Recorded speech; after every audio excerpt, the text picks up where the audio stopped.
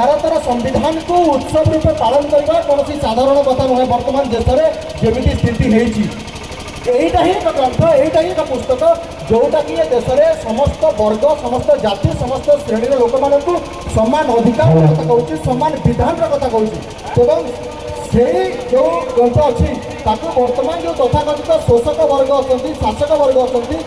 अच्छा, miss interpret और misuse कर तार खराब व्यवहार कर बाबा साहेब से कथा कहते आमको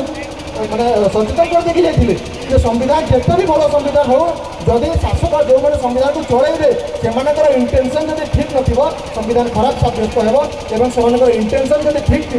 संविधान भल सब्यस्त हो। तेरे संविधान भल सब्यस्त कि खराब सब्यस्त होता आमे मैंने ही कहवा कहीं आम हूँ देशर नागरिक। बर्तमान देशर शिक्षार स्थिति कौन, स्वास्थ्यर स्थिति कौन, गरीब खटिकिया लोक मैंने दलित आदिवासी मान स्थिति कौन। बर्तमान सरकार माने आम जहाँ जापारू गंधमार्दन तार माने खनि खनन प्रस्ताव कलानी। तो जदि गंधमार्दन खनि खनन हम से कौ प्रकार विकास जो दलित आदिवासी मैंने विस्थापित हे मुठाए पुंजीपति लोक मैंने बेनिफिट पाइबे से कौ प्रकार विकास। ये विकास को विरोध करुँ। तुम जो विकास को कौच से विकास को विरोध करुँ। विकास कहवार अर्थ हूँ तल स्तर तथाकथित तल स्तर लोक मान उन्नति होगा, दलित मान उन्नति होगा, देश में कौन जातिवाद न रहा, तल श्रेणी लोक मान उन्नति होगा, छुआ मैंने ठीक पाठ पढ़ा, स्वास्थ्य रहा, छुआ मानक मानने स्कॉलरशिप मिलवा, यहीटा हूँ देशर उन्नति। किंतु देशर उन्नति हो देशर उन्नति होना बरं सरकार स्कॉलरशिप सब काटी चली। हायर एजुकेशन में जो स्कॉलरशिप मैंने मिलवा कथा जी सीट रहा कथा सरकार तक कमे चलती। मेडिकल सेक्टर में पीजी में रिजर्वेशन को काटी दूसरी। बर्तमान पर्यंत माने जुडिशियरी में संरक्षण व्यवस्था नहीं। बर्तमान तक जो संरक्षण व्यवस्था आप जाणी रखा उचित जे देश में मात्र 3% चाकरी सरकारी प्रावधान भितर अच्छे से 3% चाकरी ही संरक्षण व्यवस्था लागू होती। ता भितर भी सरकार उपवर्गीकरण कर उपवर्गीकरण कर मूल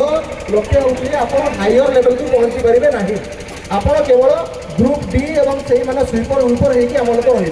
कहीं तार प्रावधान सेमती एनएफएस करके सीट खाली रखा कदापि भर्ती कर तथाकथित उच्च श्रेणी उच्च जाति लोक मान भर्ती कर तेरे संविधान 75 वर्ष कमी संविधान 75 वर्ष एमती जे कौन जाजमक सरकार ता पक्ष पालन करूना।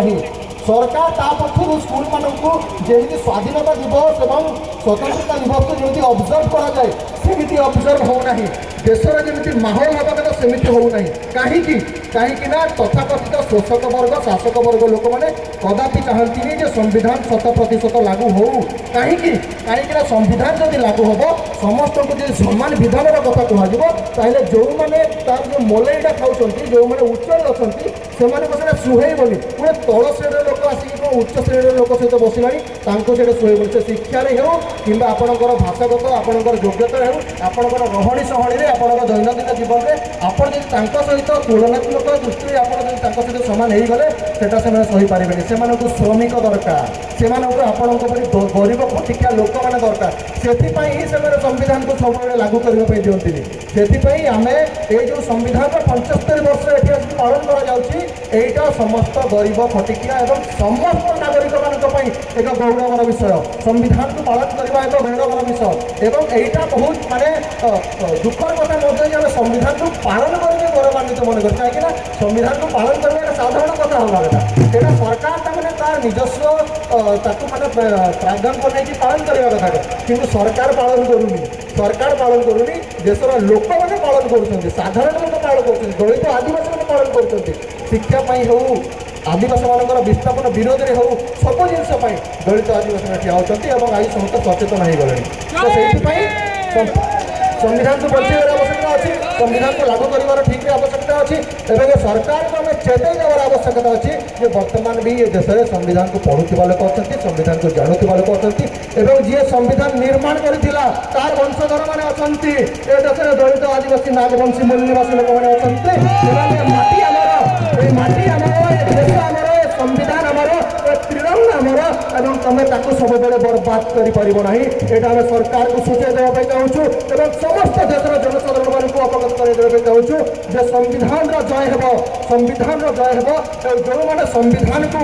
पालन करना जो मैंने संविधान बर्बाद होने चाहते से क्षय हम।